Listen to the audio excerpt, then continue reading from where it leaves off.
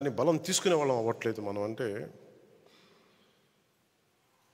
మన ఇన్ని స్థానాలు తీసుకోవాలి, 53 స్థానాలు తీసుకోవాలి, 70 స్థానాలు తీసుకోవాలి అంటే ఇవన్నీ తెలియని వ్యక్తిని కాదు నేను.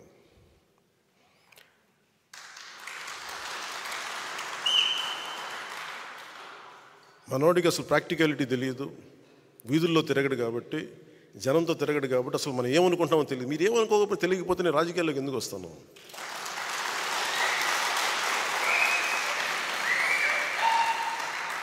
నాకేమన్నా సరదానా అవివేకమా? నాకేమన్నా జనసేన వచ్చింది కూడా రాష్ట్ర విభజన ఒక్క నాయకుడు మాట్లాడట్లా. ఆంధ్రప్రదేశ్కి జరిగిన అన్యాయానికి, లేదంటే రాష్ట్ర విభజన ఇలా చేయకూడదు, ప్రజల మధ్య ఇలా చిచ్చు పెట్టకూడదు, విభజన జరగాలంటే చాలా సైంటిఫిక్గా జరగాలి అని ఒక పద్ధతి తీరు లేదు. ద్వేషంతో విడిపోవడం కష్టం, తేలిక.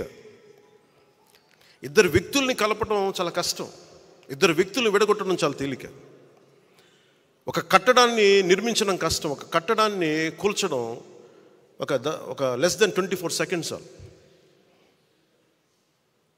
అందుకే నేను ఎప్పుడు నిర్మాణాన్ని ఇష్టపడతాను, విధ్వంసాన్ని ఇష్టపడను. అందుకే నా పద్ధతులు ఒకసారి ఇబ్బందిగా ఉంటాయి. గొడవలు పెట్టి నేను అంత ఈజీగా గొడవలు పెట్టుకోను. కష్ట నష్టాలు తెలుసు.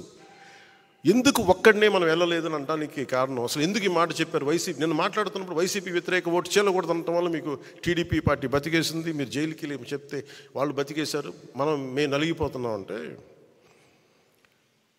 నాకు కనుక 2019లో నాకు సలహాలు ఇచ్చేవాళ్ళందరూ, నేను 153 స్థానాల్లో పోటీ చేయించాం.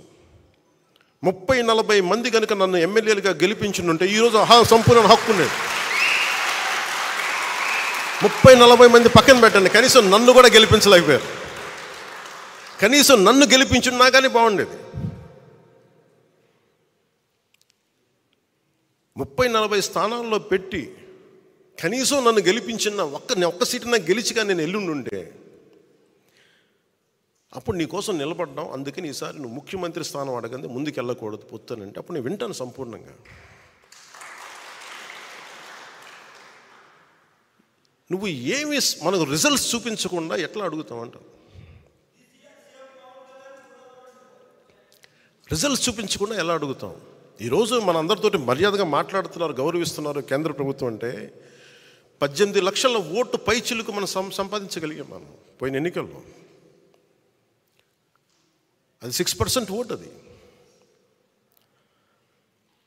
మనం ఇంట్లో వాళ్ళు నిలబడితే మన ఇంట్లో వాళ్ళే ఓటేయరు. అలాంటి వ్యక్తులు బోల్డంతమంది ఉన్నారు ఇక్కడ. కన్విన్స్ చేయలేం, 1 లక్షల మందిని కల్పించి కన్విన్స్ చేయలేం మీరు నాకు ఓటు వేయండి అని.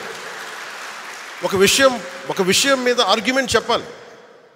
ఇది ఎందుకు రైటు, ఇది ఎందుకు సరైంది, ఇది ఎందుకు సరైంది కాదని చాలా స్పష్టంగా చెప్పగలిగేంత ఎబిలిటీ ఉండాలి. Convincing ability, debate ability, negotiating ability. నేను దశాబ్దం పాటు నలిగి అవమానాలు పడి పిచ్చి పిచ్చిగా మాట్లాడుతున్నా, అన్నీ దేనికి భరిస్తాం? ఇవన్నీ ప్రజలు బాగుండాలి మనకి. ఒకసారి ఒక ఎమోషనల్ గుడ్డిగా నమ్మేస్తాం మనం అందరం. అవన్నీ మారాలి. ఇవన్నీ మనకున్న ఇండివిజువల్గా వెళ్తే ఏం జరిగి ఉండేదంటే ఖచ్చితంగా మనం కొన్ని సీట్లు సాధిస్తాం, అనుమానం లేదు దాంట్లో. ప్రభుత్వంలోకి అడుగు పెడతాం లేదు నాకు తెలియదు. నేను పోయినసారి జరిగిన దీని పరాభవం అనండి, దెబ్బనండి, ఓటమి అనండి, అది నన్ను చాలా ఆలోచన తీరుని మార్చుకునేలా చేసింది నన్ను.